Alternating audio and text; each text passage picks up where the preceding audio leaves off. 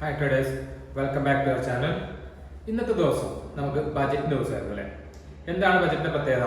ഇന്ന് നമുക്ക് ഒരു ട്രേഡറെ സംബന്ധിച്ച് നമുക്ക് short term capital gain tax കൂട്ടിയ ദിവസമാണ്. അത് 15% അതേപോലെ long term capital gain tax 12.5% കൂട്ടിയിട്ടുണ്ടായിരുന്നു.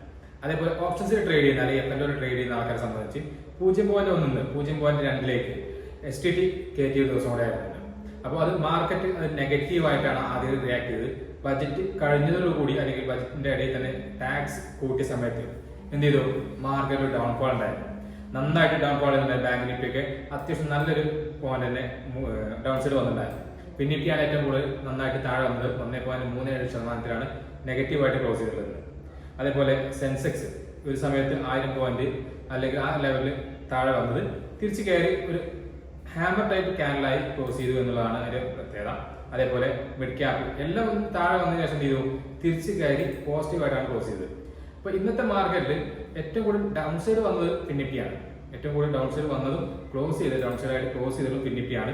നമുക്ക് ഇനി എന്ത് ചെയ്യാൻ പറ്റും? നാളെ മാർക്കറ്റ് എങ്ങനെ ബിഹേവ് ചെയ്യുന്നു നോക്കാം. ഓക്കെ,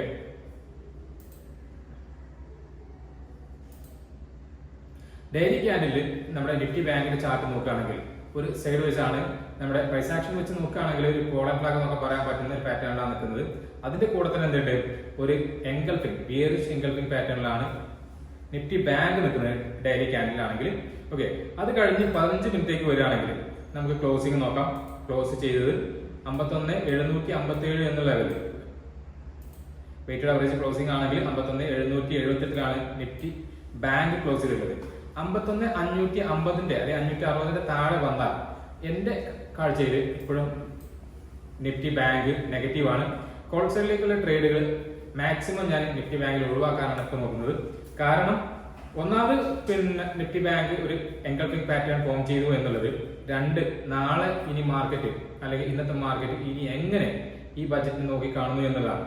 അപ്പോൾ ബാങ്ക് താഴെ വരികയാണെങ്കിൽ 51,550 താഴെ അല്ലെങ്കിൽ 559 താഴെ വരികയാണെങ്കിൽ 51,200 അല്ലെങ്കിൽ താഴെ മാർക്കറ്റ് വരും എന്നുള്ള എക്സ്പെക്ടേഷനിൽ താഴേക്കുള്ള ട്രേഡുകൾ നന്നായി പ്ലാൻ ചെയ്തിട്ടുണ്ട്. മുകളിലേക്കുള്ള ട്രേഡുകൾ ഞാൻ മാക്സിമം ഒഴിവാക്കാൻ ശ്രദ്ധിക്കുന്നത്.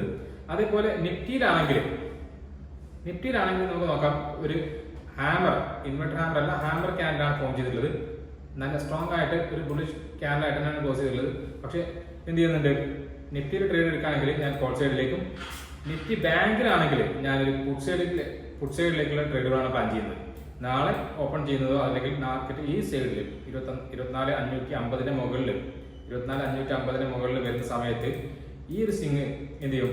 ഞാൻ ട്രേഡ് പ്ലാൻ ചെയ്യുന്നത് കോൾ സൈഡിലേക്ക് മാത്രമാണ്. നിഫ്റ്റി 50യിൽ നിഫ്റ്റി ബാങ്കിലാണെങ്കിൽ ഡൗൺ സൈഡ് ട്രേഡുകൾ മാത്രമേ പ്ലാൻ ചെയ്യുന്നുള്ളൂ. കോൾ സൈഡിലേക്ക് നിലവിൽ ട്രേഡുകളൊന്നും പ്ലാൻ ചെയ്യുന്നില്ല. അത് മാർക്കറ്റ് ഓപ്പൺ ചെയ്യുന്നത് 52,430 അല്ലെങ്കിൽ 52,533 എന്നുള്ള ലെവലാണെങ്കിൽ പോലും ഞാൻ റിവേഴ്സൽ ട്രേഡ് വന്നതിന് ശേഷം മാത്രമേ ചെയ്യുന്നുള്ളൂ. ഇവിടെ കൺസോളിഡേറ്റ് ചെയ്ത് ബ്രേക്ക് ചെയ്യുകയാണെങ്കിൽ മാത്രം ചെറിയ ക്വാണ്ടിറ്റി, ആക്ച്വൽ ക്വാണ്ടിറ്റി എന്താണ് അതിൽ 10 5 മാത്രമേ എന്ത് ചെയ്യുന്നുള്ളൂ? കോൾ സൈഡിലേക്ക് ട്രേഡ് പ്ലാൻ ചെയ്യുന്നുള്ളൂ. മെജോറിറ്റി എങ്ങനെയാണ്? പുട്ട് സൈഡിലേക്കാണ്. പിന്നെ നിഫ്റ്റി എക്സ്പയറി കഴിഞ്ഞു എന്നുള്ളതുകൊണ്ട് പിന്നെ നിഫ്റ്റി അത്യാവശ്യം നല്ലൊരു മൂവ്മെന്റ് തന്നു. പ്രീമിയത്തിലൊക്കെ ഒരു സമയത്ത് 100 രൂപയുടെ പ്രീമിയം 350 500 രൂപയൊക്കെ മാറിയിട്ടുണ്ടായിരുന്നു. ഇന്നത്തെ ബജറ്റിന്റെ ഏറ്റവും വലിയ പ്രത്യേകത എന്ന് പറയുന്നത് ഹൈ വോളറ്റൈൽ ആയിരുന്നു എന്നതാണ്.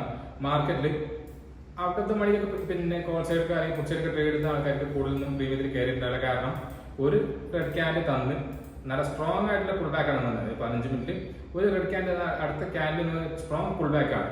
അപ്പൊ ഇത്തരത്തിൽ മാർക്കറ്റ് പുൾ ബാക്ക് തരുന്ന സമയത്ത് നമ്മൾ ഇന്ന മണിയിൽ എടുത്ത ആൾക്കാർക്ക് കുഴപ്പമുണ്ടാവില്ല. ഔട്ട് ഓഫ് ദ മണിയിൽ അടുത്ത മണി എടുത്ത ആൾക്കാരുടെ പ്രീമിയത്തിൽ നല്ല ഡീക്ക് സംഭവിച്ചിട്ടുണ്ടാവുന്നതാണ്. അപ്പോൾ ഇത് നോക്കിയാൽ മതി. നമുക്ക് കഴിഞ്ഞ ഇലക്ഷൻ റിസൾട്ട് വന്ന ദിവസങ്ങൾ അല്ലെങ്കിൽ ഇതിന് മുമ്പത്തെ ഫാൾ വരുന്ന സമയത്തൊക്കെ 3 4 5 ക്യാൻഡിൽ നമുക്ക് കണ്ടിന്യൂസ് ഫാൾ ചെയ്യുന്നുണ്ടായിരുന്നു. ഇന്നത്തെ ക്യാൻഡിൽ നോക്കിയാൽ മതി. ഒരു ഫാൾ, അത് കഴിഞ്ഞിട്ട് കൺസോൾട്ടേഷൻ, അത് കഴിഞ്ഞ് വീണ്ടും എന്ത് ചെയ്തു? മാർക്കറ്റ് ഫാൾ ചെയ്തു. അത് കഴിഞ്ഞ് വീണ്ടും കൺസോൾട്ടേഷൻ അല്ലെങ്കിൽ പുൾ ബാക്ക് എന്നുള്ള ലെവലായിരുന്നു മാർക്കറ്റ് നിന്നിട്ടുണ്ടായിരുന്നത്. അപ്പോൾ നാളെ മാർക്കറ്റ് ഡൗൺ സൈഡ് വരും എന്നുള്ള പ്രതീക്ഷയിലാണ് നിഫ്റ്റി ബാങ്കിന്റെ കേസിൽ. നിഫ്റ്റി 50യിൽ കോൾ സൈഡിലേക്കുള്ള ട്രേഡുകൾ പ്ലാൻ ചെയ്യുന്നുണ്ട്. അതാണ് നാളത്തെ നമ്മുടെ ട്രേഡിംഗ് പ്ലാൻ എന്ന് പറയുന്നത്. ഗോൾഡിന്റെയും മൊബൈലിന്റെയും വില കുറഞ്ഞു എന്നുള്ളതല്ലാതെ ട്രേഡേഴ്സിനെ സംബന്ധിച്ച് കാര്യമായിട്ട് വലിയ മാറ്റങ്ങളൊന്നുമില്ല അല്ലെങ്കിൽ വലിയ പ്രശ്നങ്ങളില്ലാത്ത ഒരു ബജറ്റായിരുന്നു. നാളത്തെ മാർക്കറ്റ് അനാലിസിലേക്കുള്ള നമ്മുടെ വ്യൂ എന്താണെന്ന് ഷെയർ ചെയ്തിട്ടുണ്ട്.